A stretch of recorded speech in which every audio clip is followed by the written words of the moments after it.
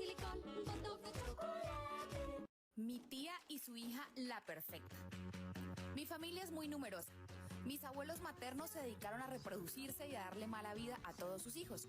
Y la mayoría de ellos, por no decir todos, crecieron para convertirse en malas personas, gente desagradable de la que uno debe alejarse. Desafortunadamente, tengo que reconocerlo. Mi mamá entra también. Es una persona muy difícil.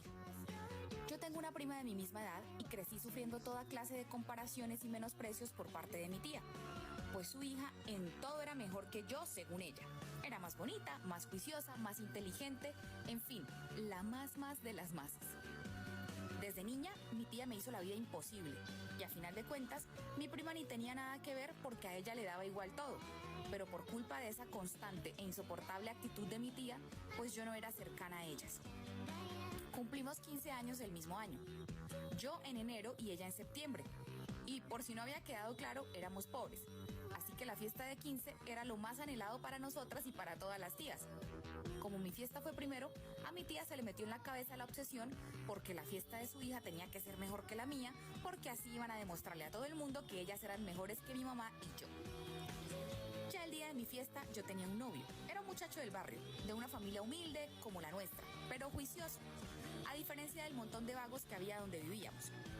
Mi tía siempre que me veía me molestaba y le decía cosas feas a mi mamá, que no me dejara tener novio porque me iba a embarazar. Le preguntaba que ella qué iba a hacer con un bebé de un pobretón y muerto de hambre como mi novio, y a mí me decía también cosas que me hacían sentir muy mal. Obviamente que mi novio fue mi chambelán en mi fiesta de 15. Y aunque las fotos dicen todo lo contrario, en mi memoria recuerdo mi fiestica como algo majestuoso. A mi prima le gustaba un chico de la escuela, pero él no le prestaba atención. Era un chico rubio, guapísimo, alto, muy popular, y ni sabía que mi prima existía. Y el sueño de ella era que ese chico fuera su chambelán, pero obviamente eso no sucedió. Llegó el día de su fiesta y las cosas a mi tía no le salieron como ella pensaba. Empezando porque como somos pobres, pues había que contratar a gente que cobrara barato y no hacían las cosas bien. Muchos de los proveedores le robaron o no le entregaron nada y en general estuvo muy tensa la noche. No hubo suficiente bebida ni comida para todos. Los amigos de mi prima se fueron muy temprano de la fiesta porque realmente estaba aburrida y mi tía se dio cuenta de que había fracasado épicamente en los 15 de su hija. Muy frustrada y con sus emociones encima, vio en mi novio y en mí con quienes desquitarse y decidió empezar a gritar enfrente de todo el mundo que la fiesta había sido un desastre, pero por lo menos su hija no iba a quedar embarazada a los 16 de un muerto de hambre y que ella sí era muy juiciosa y que en el colegio sí le iba bien y por eso cuando termináramos la escuela su hija solo iría a una universidad muy prestigiosa mientras que yo probablemente estaría por ahí criando a mis hijos y rogando en casas ajenas que me dejaran hacer aseo para poder ganarme el almuerzo. Fuerte eso, ¿no? También le dijo a todos los que estaban ahí que por lo menos la hija de ella sí usaba ropa nueva, no como a mí que me tocaba ponerme todos los trapos que mi prima ya no usaba porque no teníamos ni para comprar ropa. Y una cantidad de cosas tan horribles que me hicieron llorar. Especialmente eso que dijo de la ropita, porque era verdad y me sentí muy mal de que ella lo gritara así frente a todo el mundo. Mi familia, como no es gente buena, se rieron de mi novio y de mí. Realmente la pasamos muy mal. En ese momento fue tan difícil que hasta mi mamá dijo que nos fuéramos. Mi prima me ofreció una disculpa al día siguiente. Aunque ella no me había hecho nada ni había dicho nada, la pobre estaba tan avergonzada, no solo porque su fiesta había sido un fracaso, sino porque mi tía se había desquitado conmigo. Pasaban los días y esa señora cada vez más intensa. Había algo en mí que la ofendía. Mi sola presencia le hacía sentir incómoda, me detestaba. Yo no le respondía por respeto. Además, porque yo era menor que ella y también porque me daba mucho miedo. Cuando teníamos 17 años, mi prima un día me buscó, muy a pesar de que no éramos tan cercanas, y me dijo que necesitaba ayuda, pues estaba metida en un grave problema. Yo la vi tan preocupada que de inmediato le di toda mi atención. Ella me contó que estaba embarazada y no sabía qué hacer, porque no sabía quién era el papá del bebé, ya que estaba saliendo muy seguido de fiesta y eran noches de rumba muy descontrolada en las que se encontraba con chicos desconocidos y al día siguiente no se acordaba de lo que había pasado. Yo quedé muy sorprendida de lo que me contó, porque mi prima era una mosca muerta que no partía un plato, y escuchar que ella misma me contaba todo eso me dejó sin palabras. A mí lo único que se me ocurrió fue decirle que le dijera la verdad a su mamá, porque realmente era de ella de quien más necesitaba apoyo en ese momento. Y por fortuna, después de mucho hablar, decidió escuchar mi consejo. Yo erróneamente creí que con eso ya me iba a quitar a mi tía de encima y me dejaría en paz al ver. Creí que con eso ya me iba a quitar a mi tía de encima y me dejaría en paz al ver lo que había sucedido, porque fue exactamente lo contrario de lo que ella tanto me decía. Pero estaba muy equivocada, porque redobló esfuerzos para hacerme sentir cada vez peor. No entiendo cómo puede existir tanto rencor e hipocresía en una sola persona. El embarazo de mi prima finalmente nunca se vio. Con ayuda de mi tía algo hicieron, pero finalmente no hubo ni barriga, ni rumores, ni nada. Lo que sí se notaba era que mi prima estaba muy demacrada. Se le veía enferma, ojerosa, débil, pálida, maltrecha. A lo mejor algo salió mal con la desembarazada y quedaron sus secuelas, pensaba yo.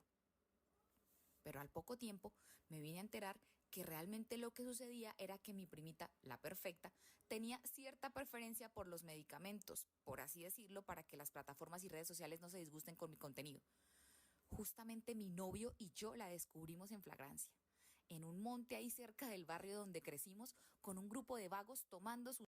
Justamente mi novio y yo la descubrimos en flagrancia, en un monte ahí cerca del barrio donde crecimos, con un grupo de vagos tomando sus medicamentos, sustancias. Mi novio me dijo que aprovechara y le contara a mi tía y se lo estregara en la cara para vengarme de todo lo mal que siempre me había hecho sentir. Pero yo le dije que no iba a hacer eso porque sería echarle más leña al fuego, aunque en realidad no lo hice porque le tenía mucho miedo a mi tía. Yo terminé la escuela, me gané una beca en un instituto de formación técnica por mi buen rendimiento académico, donde empecé estudiando panadería.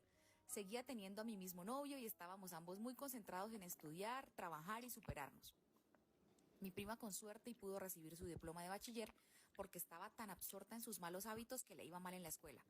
Le dijo a mi tía que no quería ir a ninguna universidad ni estudiar más, pues eso a ella no le gustaba.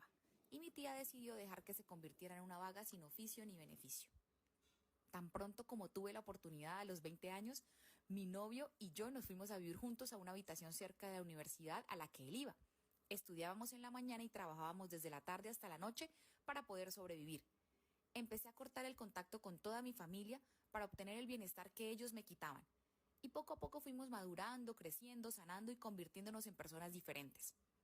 Cada vez limitábamos más el trato con mi familia para mantenernos al margen, especialmente de mi tía.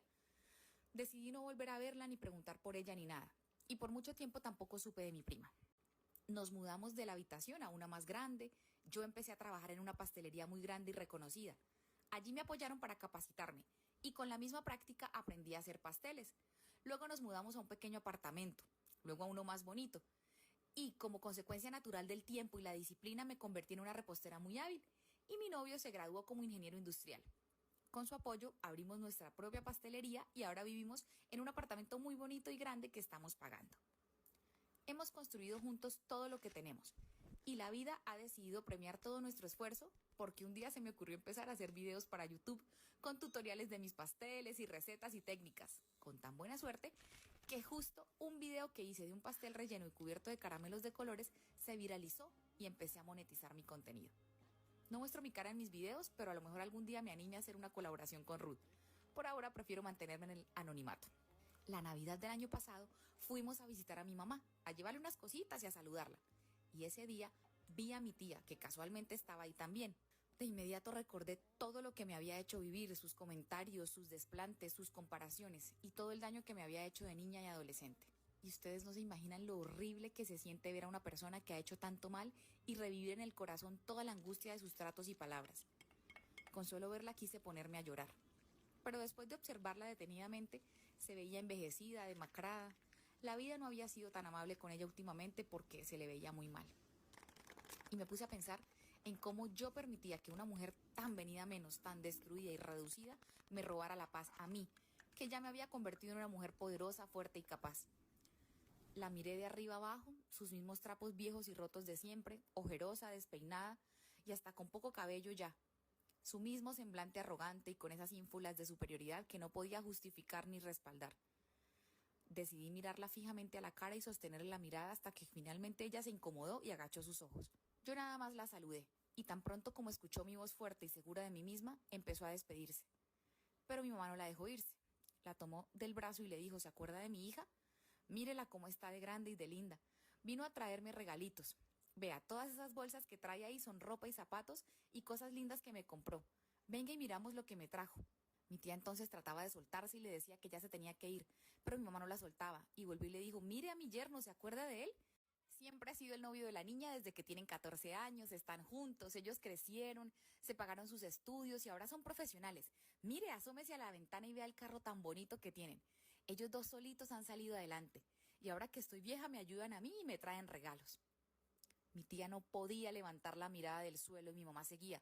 ¿Usted se acuerda de todo lo que le decía a mi hija?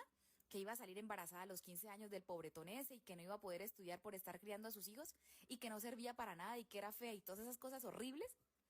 Pues mire cómo le parece que se equivocó. Porque vea a mi chinita, ya es una mujer hecha y derecha y mi yerno también es un hombre de bien. Entonces mi mamá me miró a mí y me preguntó si me acordaba de mi prima.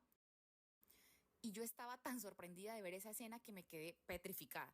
No podía ni moverme, pero mi novio sí estaba disfrutando el rato. Y le dijo que él sí se acordaba. Se acordaba muy bien de la niña perfecta, porque eso era lo que mi tía decía de ella, que era perfecta y ella sí iba a lograr todo lo que yo no. Y entonces mi mamá dijo, así es, mijo, la niña perfecta está ya en la casa de mi hermana perfecta, criando a sus dos hijitos perfectos. El problema es que no sabemos dónde estarán los padres perfectos de esas dos criaturas, porque nunca supo de quiénes se dejó embarazar. Y por estar criando no estudió, y ahí le toca a mi hermana perfecta mantenerla y mantener a sus nietos.